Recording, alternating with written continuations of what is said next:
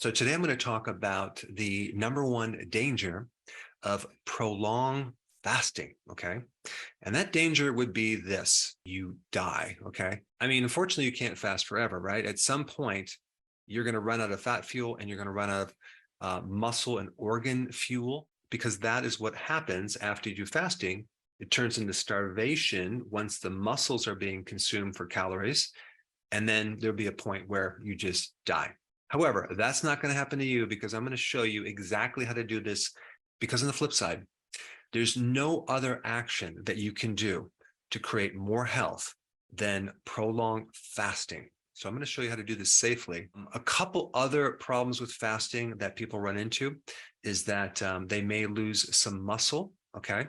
Or they may create nutritional deficiencies, because the purpose of eating is to not just get fuel, but to also supply all your nutrients. However, that's a really simple problem to overcome if you know what nutrients to take. But in this video, I want to talk more about protein, and specifically muscle protein, how to prevent the loss of your muscle while you do prolonged fasting. The question is, how do we get the benefits of improved immune system, or getting rid of cancer if we have cancer, or strengthening our brain, getting more cognitive function and elevated mood improvements, and getting rid of inflammatory conditions and degenerative conditions, as well as extending our life? And how do we do all that and retain our muscle protein? Now, the first thing you need to know is that the fatter you are, the longer you have the ability to eat yourself. And I'm talking about eating up your fat, your reserves. When you're doing prolonged fasting, you are living off your body tissue, specifically adipose tissue. And the more of that you have, the longer you can fast without any problems. Unfortunately, especially with people that have cancer that really want to do prolonged fasting for like 20 days or even 30 days, if they don't have enough fat, it becomes very difficult. However, I'm going to show you what I'm going to recommend is, can you gain muscle while you're doing fasting? Fasting is not the best strategy for building up your muscle mass, okay? Chances are you're not going to build too much muscle when you're fasting, even though growth hormone is going way up, because muscle growth is a reflection of more calories as well as exercise. And so if you're eating no calories, it's going to be very difficult to increase muscle mass. However, I'm more interested in preserving muscle mass, okay? And a couple things you need to know about preserving your muscle. Number one, the more you are into ketosis, the less muscle you're going to break down. So ketones prevent the breakdown of muscle tissue. That's one thing. The other thing that happens when you do fasting is you really spike growth hormone, and growth hormone also spares your muscle, okay? It prevents the loss of muscle. Muscle preservation is a survival action. So your body wants to preserve muscle, so it will go after other things first. And so this is a perfect bridge to this topic of autophagy. Autophagy is a condition in your body where your body is recycling old damaged proteins. And when you do prolonged fasting, you trigger autophagy. And so you're getting this recycling of this damaged protein into new amino acids. And so people have a concern about their muscles being eaten up from autophagy. But you have to realize that, like I said before, all cells are made from protein, skin, intestines.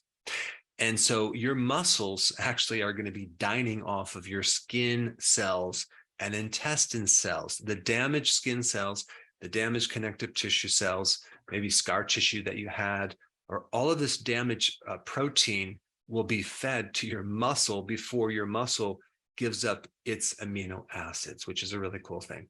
Now, as long as you have enough fat, your body is not going to tap into the muscle reserve of any significant amount. This video is not really about intermittent fasting. This is about prolonged fasting. So you're fasting 3 days, 5 days, 7 days, 2 weeks, a month, okay? The question is, how do we make sure that we preserve our muscle, especially if you are going into this prolonged fasting with atrophy, okay? Let's say you're menopausal and some of your muscles are atrophied, okay, which looks very, very similar to fat, and you start doing long-term fasting. How do you deal with that? Because some of that muscle is also damaged. When you start eating less than 1,000 calories a day, you'll start triggering autophagy to a certain degree. And the less that you eat, the more autophagy you're going to trigger. So it really has to do with quantity or amounts of calories. For the first 2 or 3 days, okay, 48 to 72 hours, I'm going to recommend not taking any type of protein or amino acid supplements. However, at the 4th day of fasting, you introduce amino acids. And here's why. Amino acids are the building blocks of protein. And so by taking straight amino acids, it gives your body this already broken down building block that your tissues can start to use immediately. Your liver doesn't have to work to break it down. And when you take amino acids, there's very little calories, okay? But when you start the prolonged fasting, if you allow the body to clean up a lot of the old damaged proteins, then add the amino acids. So the more adapted you are, the more you're going to maintain your energy while exercising. And exercise as itself is a very potent stimulus of autophagy. And so you'll get a lot more benefits if you combine the exercise with prolonged fasting. And then the next question is supplements. What type of supplements should you be taking? Well, this is the list right here. Electrolytes, okay? Electrolyte powder. Make sure you have electrolytes with enough potassium because our bodies require a lot of it. The B vitamins are very, very important. You may want to take nutritional yeast unfortified because that gives you the natural form of B vitamins. Sea salt, very important. No less than 1 teaspoon a day. You might want to take vitamin D. Better yet, get sun if you can. If you can't, take vitamin D.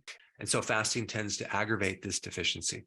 The other thing I'm going to recommend is omega-3 fatty acids. A good source would be cod liver oil. I would also recommend a natural source of vitamin C and vitamin E.